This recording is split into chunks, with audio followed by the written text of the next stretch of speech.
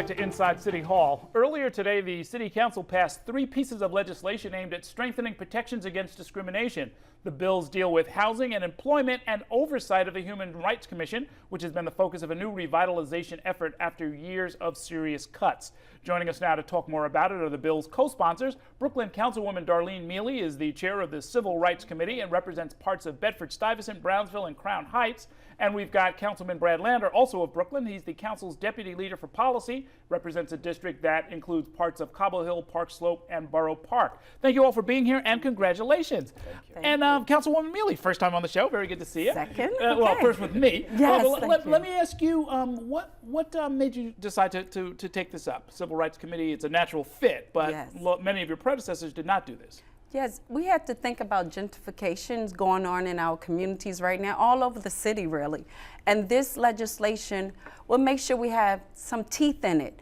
And you got to think about it. If we find someone with housing or employment, if they break the law, it's $250,000 for the first fine. And then afterwards, if they do not pay that fine, it's $50,000 again, and then $125 per day. Right. So I feel now employers and housing advocates and housing landlords, they would think second before they really do something illegal again or discriminate against someone in regards to a creed, color, nationality, religion, or sexual orientation, or disability. So I'm looking forward. And Brad Lander, I mean, this is something we've talked about since before the new council came in, where I would sort of bug you off in a corner and say that, like, look, this is supposed to be a progressive city, but this is not new stuff to a certain extent, right? We're talking about Fair Housing Act of 1968. We're talking about the Civil Rights Act of 1964,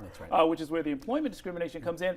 And what Councilwoman Mealy was talking about, it doesn't take any effect unless somebody is there to sort of track it down and catch it, and that's what these bills do. Right? Absolutely, that's right. You know, New York City already has long had one of the strongest human rights laws in the country that goes beyond federal law, even to add additional categories. If you've got a Section 8 housing voucher, you can't be discriminated. Gender identity, a number of categories, even beyond the basics of race, gender, religion, LGBTQ status. But if no one's there to catch you, we know discrimination, it's too often rampant. We know there are landlords who won't rent to someone if they're black or if they're gay or if they have a housing voucher. We know it, but you have to go catch it and enforce it, or else it's going to keep happening. The New York City Human Rights Commission currently has staff that's 90% below what it was back in the Dinkins administration. Unfortunately, for the last 20 years in the Giuliani and Bloomberg administrations, it was just allowed to wither. There was no enforcement. So it's great we have a new chair appointed by the mayor, and we want to give a lot of credit to our speaker, Melissa Mark Viverito, who made this a real priority area in her state of the city to say we've got to put the funding back in so that there are people there, partly to be reactive, because when New Yorkers come with a complaint of discrimination, right now it takes basically more than a year in many cases to get a pretty mediocre investigation. But you can't only be reactive. You have to also be willing to go out where you know someone is persistently committing discrimination, violating our human rights law, worsening the housing crisis that we're facing, and just, you know, it's kind of violating that same spirit of civil rights we saw in the Selma March commemorations. You want to go out and get them. And that's what the testing bills in employment and housing do.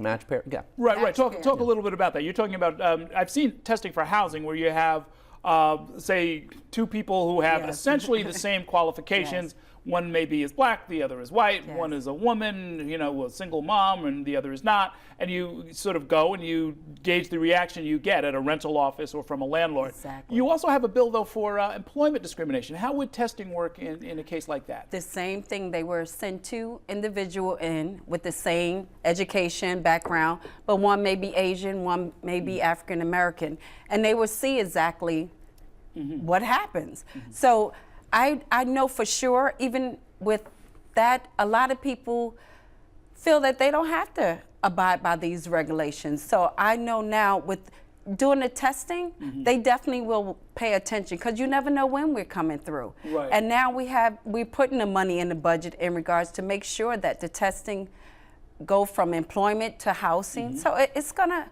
have an effect on the city gradually first, but then the impact will be strong. And there is something that, I mean, for lack of a better term, I would call it almost innocent discrimination. I mentioned this to the Human Rights Commissioner the other day. I have a buddy, a former friend, he used to rent buildings in Brooklyn, and he'd say, look, I only rent to West Indians.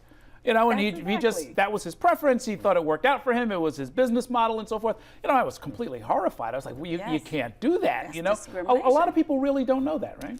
I think that's right. Now, look, these proactive investigations, they're going to focus them on where there's reason to suspect that larger actors in the marketplace are doing the wrong thing, and those are usually people who know better. So there are a lot of larger landlords who, it's well known, don't take Section 8. Yes. That's a form of discrimination that's against our law.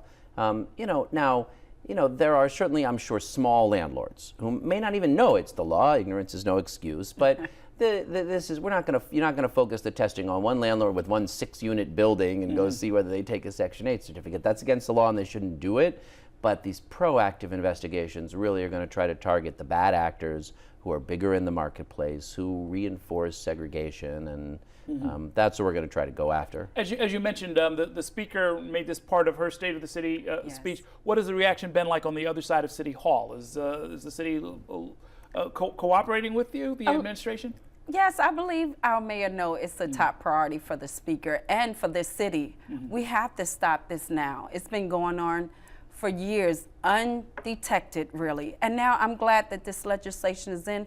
We're just telling the Human Rights Commission now, we're pushing you to get the job done. Before, everyone was just lackadaisy. So now we are making sure that the testers come back and give us that annually report to the mayor's office and to the city council and the speaker.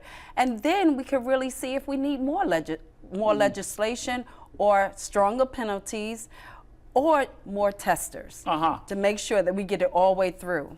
And I know you had Commissioner Morales on. She came before the committee. She happens to be a constituent of mine.